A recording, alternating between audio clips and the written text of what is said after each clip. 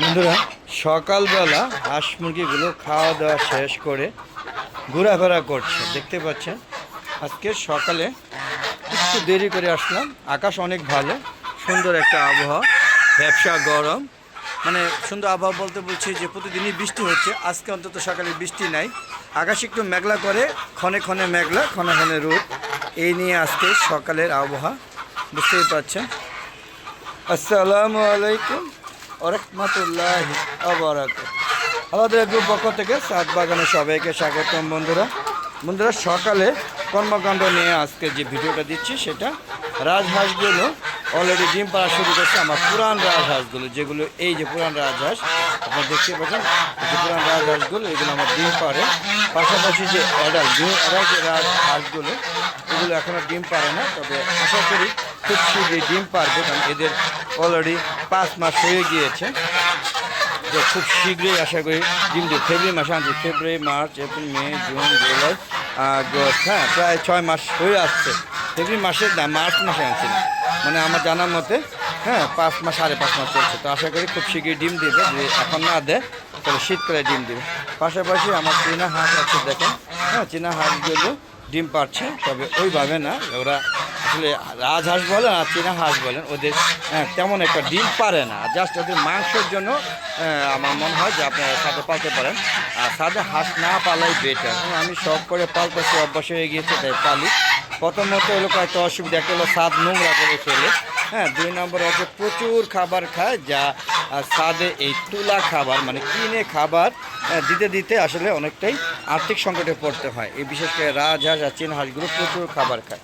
আর দেশি মুরগি, এটা কিন্তু দেশি মুরগি না বন্ধুরা, এটা কিন্তু একটা ফাইটার মুরগি। দেখতে পাচ্ছেন এর মোরগটা মারা গিয়েছিল গত বছর, এই যে বার্ড ফ্লু ভাইরাসের কারণে। আর এটা ডিমে তার দিতেছিল, যার কারণে এটা বেঁচে আছে। এই জন্য একটা ফাইটার মোরগ দরকার। যদি কারো থাকে অবশ্যই কমেন্টে লিখে জানাবেন যে এই কালারে অথবা লাল কালারের যদি মোরগ থাকে, ফাইটার খুব ভালো জাতের। এটা কিন্তু ভালো জাতের ফাইটার মুরগি।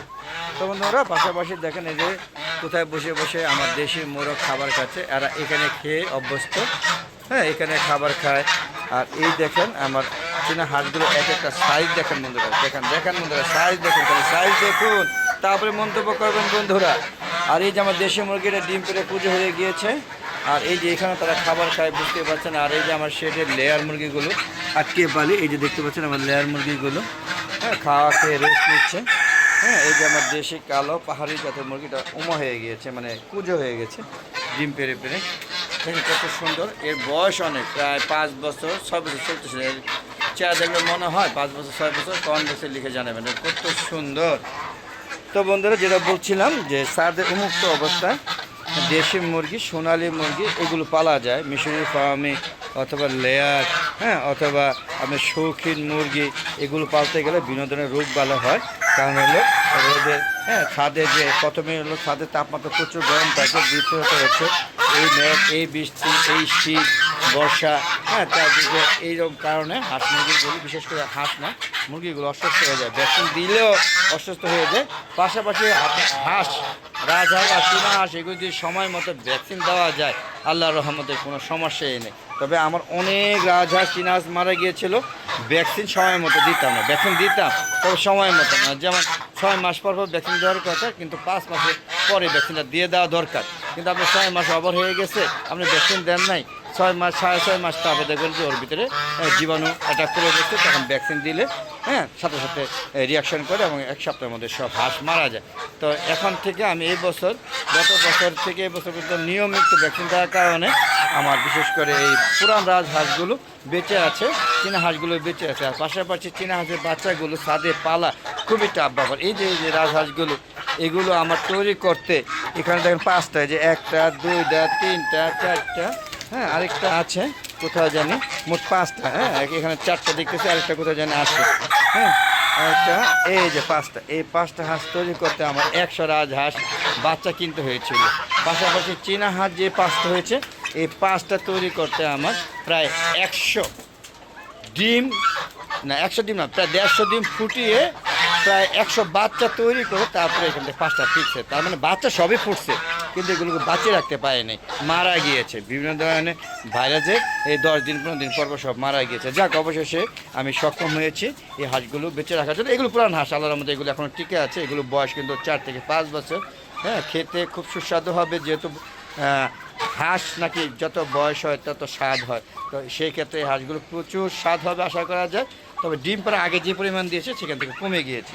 আর নিউ অ্যাডাল্টের মধ্যে 3টা হাঁসা, 2টা হাসি, তার মধ্যে একটা প্রতিবন্ধী, আর এই যে একটা। হ্যাঁ, এই টোটাল হলো আমার হাঁস মুরগি।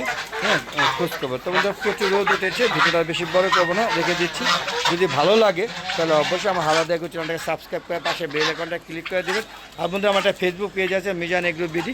ফেসবুক পেজটাকে প্রথমে ফলো দিবেন, ফলো দিয়ে সম্পূর্ণ ভিডিওগুলো দেখবেন, দেখে সুন্দর সুন্দর কমেন্ট লিখবেন এবং শেয়ার করে সবাইকে দেখার সুযোগ করে দেবেন। আর পাশাপাশি আপনারা সবাই ছাদ বাগান করবেন এবং ছাদে যা মনে চায় বিভিন্ন ধরনের ফল, ফলজ সবজি, ফুল এবং বিভিন্ন ধরনের শাক সবজি আপনারা লাগাতে পারেন। হ্যাঁ, তাহলে এই যে আমি এটাকে আবার এই যে ধনিয়া, হ্যাঁ বর্ষাকালে ধনিয়া এবং পাট শাক লাগিয়ে দিয়েছি সুন্দরভাবে নিয়ে। এর আগে ডাটা ছিল, এগুলো ফালাই দিয়েছি, এগুলো বিছা ধরে গেছিলো, তাই খাওয়া যায়নি।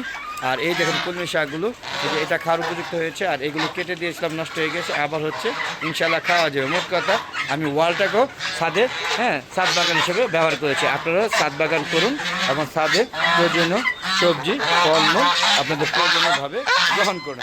তার জন্য চ্যানেলে যাওয়ার আগে সবার সুস্থতা কামনা করে আমি আমার ভিডিও শেষ করছি। ভালো থাকবেন, সুস্থ থাকবেন, নিরাপদে থাকবেন। আর বেশি বেশি আমার হালাদা এগুলো, হ্যাঁ, ইউটিউব চ্যানেলের ভিডিওগুলো এবং ফেসবুক পেজের ভিডিওগুলো, পাশাপাশি আমার ছাদ বাগানের সাথে থাকবেন। আমার মজার মজার সুন্দর সুন্দর পছন্দের শখের হাঁস মুরগির সাথে থাকবেন। আসসালামু আলাইকুম ওয়া রাহমাতুল্লাহি ওয়া বারাকাতুহু। বন্ধুরা, আবার দেখা হবে, ততক্ষণে বিদায়, খোদা হাফেজ।